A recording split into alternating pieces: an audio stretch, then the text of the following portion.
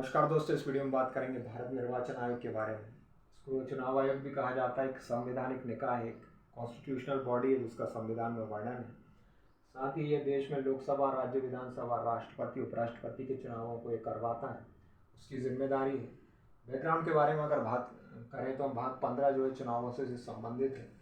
इसकी स्थापना जो की गई थी 25 जनवरी 1950 को की गई थी। इसमें अनुच्छेद जो है 324 से लेकर 329 तक चुनाव आयोग और सदस्यों की शक्तियों के बारे में, कार्य क्या रहेंगे उनके बारे में, पात्रता से संबंधित सारी बातें इसमें बताई गई हैं। 324 के बारे में बात करें तो चुनावों का अधीक्षण, डायरेक्शन देना, दायित्व, सारी जिम्मेदारियों के बारे में बताया गया है। 325 के बारे में बात करें तो ये किसी भी व्यक्ति को धर्म, मूल, वंश, जाति के आधार पर उनका अपात्र न होना, मतलब कि उन्हें किसी भी आधार पर उनको निष्कासित नहीं किया जाएगा कि इस वजह से वोटर लिस्ट में उनका नाम नहीं है या इस वजह से उनको मतलब वोटिंग करने से किसी भी वजह से रोका नहीं जाएगा। साथ ही 326 जो बात करता है लोकसभा और राज्य विधानसभाओं के चुनाव जो होंगे वयस्क मताधिकार के आधार पर होंगे, यानी 18+ वाले लोग, सारे लोग वोट डाल सकते हैं। हमने जो बात की थी 61वां संविधान संशोधन जो है उसमें 21 साल से एज घटाकर 18 साल की गई थी। तब से अभी भी 18 के ऊपर वाले सारे लोग एलिजिबल हैं। अनुच्छेद 327 में जो बात की गई थी कि विधानमंडलों के चुनाव में जो प्रावधान करने की, कानून बनाने की जो शक्ति रहेगी संसद के पास रहेगी। संसद के पास सर्वोच्च इस मामले में शक्ति रहेगी। साथ ही 328 जो बात करता है कि राज्य के जो विधानमंडल है, विधानसभा है या कहीं विधान परिषद है, तो चुनाव के लिए कानून बनाने की शक्ति उनके पास रहेगी। इसमें 329 जो बात करता है चुनावों के मामले में अदालतों के हस्तक्षेप पर रोक रहेगी, यानी संसद के द्वारा बनाए गए जो सभी कानूनों पर उनको कोर्ट में चैलेंज नहीं किया जा सकेगा। तो ये बात की हमने सारे अनुच्छेदों के बारे में। आयोग की संरचना, स्ट्रक्चर जो है इसमें चुनाव आयोग में मूलतः पहले एक चुनाव आयुक्त हुआ करते थे, एक का प्रावधान था। इसके बाद 1989 में इसको 3 सदस्यीय बना दिया गया था। उसके बाद फिर से 1 सदस्यीय बनाने के बाद 1 अक्टूबर 1993 से इसका 3 सदस्यीय जो स्वरूप है फिर से बहाल कर दिया गया था। तब से अभी तक एक इसमें चीफ इलेक्शन कमिश्नर होते हैं, साथ ही 2 चुनाव आयुक्त होते हैं इसमें, और जनरली उसको एक IAS रैंक के जो ऑफिसर हैं वो उसमें चीफ इलेक्शन कमिश्नर होते हैं, साथ ही जो चुनाव आयुक्त भी होते हैं। इनका ऑफिस जो होता है 6 साल या 65 साल में से जो भी पहले हो तब तक वो रहते हैं पद पर अपने। राष्ट्रपति उन्हें अपॉइंट करते हैं। चीफ इलेक्शन कमिश्नर को संसद द्वारा सुप्रीम कोर्ट के न्यायाधीशों को जो हटाने की प्रक्रिया है उसके तहत हटाया जाता है। उसके समान ही पद से, मतलब इनको 2/3 मेजोरिटी रहती है जो सदस्यों के तहत, और स्पेशल मेजोरिटी के तहत उन्हें हटाया जाता है।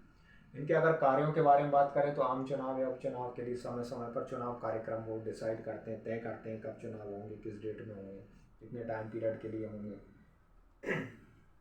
वोटर लिस्ट तैयार करवाते हैं, मतदाता पहचान पत्र, हम जो जानते हैं वोटर ID वगैरह होती है वो सब वो इशू करते हैं। साथ ही पॉलिटिकल पार्टीज़ को भी मान्यता देना कि वो राज्य स्तरीय है या राष्ट्रीय स्तर की, क्षेत्रीय स्तर की, इस हिसाब से। साथ ही उन्हें चुनाव चिन्ह भी आवंटित करना, हमने देखा अलग अलग पार्टीज़ के अलग अलग होते हैं, तो उन सब के बारे में बात करना। इसके अलावा मॉरल कोड ऑफ कंडक्ट, आदर्श आचार संहिता की भी जो वो अप्लाई होती है, जिस डेट से हमें पता है कि जैसे चुनाव की जो डेट आती है, अनाउंस होते हैं, तो तभी से वो मानी जाती है कि आदर्श आचार संहिता जो अप्लाई हो गई है। तो ये हमने इसके कार्यों के बारे में बात की। इंपॉर्टेंस, अगर महत्व के बारे में बात करें तो इस साल 1952 से राष्ट्रीय और राज्य स्तर पर काफ़ी अच्छे तरीके से चुनावों का संचालन कर रहा है चुनाव आयोग जो है। इसके अलावा चुनाव में समानता, निष्पक्षता की बात करता है स्थापित करने की, क्योंकि चुनाव जो है संविधान के तहत ही होते हैं, मतलब उनको ध्यान में रखकर उन सब चीज़ों का ध्यान रखा जाता है। तो ये इम्पोर्टेंस के तहत हम बात करते हैं इसके बारे में।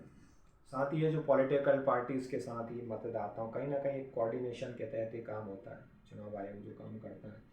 और कई बार हम लोगों को उसके तहत जिम्मेदारी भी सौंपी जाती है कि वो मतदाताओं को जागरूक करना, उनको बीच और विश्वास को बढ़ाना, मजबूत करना भी चुनाव आयोग की जिम्मेदारी होती है कि मतदाता ज़्यादा से ज़्यादा जागरूक हों, ज़्यादा से ज़्यादा लोग लोकतंत्र में वोट करें।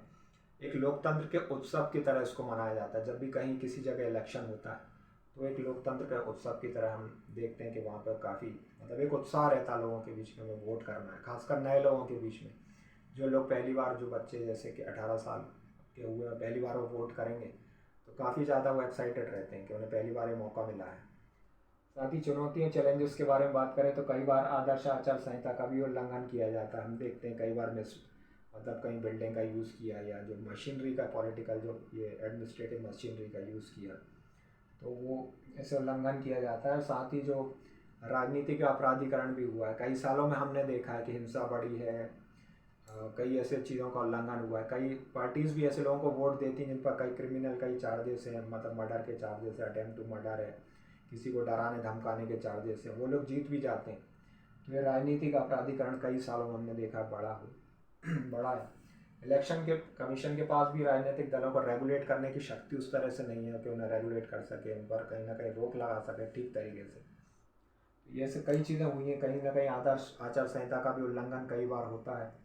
इसके अलावा भी और कई चुनौतियां, जैसे कि कभी ईवीएम हैक हो जाना, मतलब ज़्यादातर अपोजिशन पार्टीज ऐसी बातें करती हैं कि ईवीएम हैक हुआ है या निष्पक्षता की कमी है। तो कई ऐसी सारी बातें भी कही जाती हैं। बहुत सारे चैलेंजेस हैं, इसको और स्ट्रॉन्ग किए जाने की ज़रूरत है, उसको और ज़्यादा कहीं ना कहीं उसको ऐसा एक तरीके से फ्री हैंड दिए जाने की ज़रूरत है चुनाव आयोग को, तो वो और अच्छे से अपना काम ठीक तरीके से कर पाएगा। तो ये बात की हमने भारत निर्वाचन आयोग के बारे में, कैसा लगा आप बताइएगा अभी कमेंट्स में। Thank you.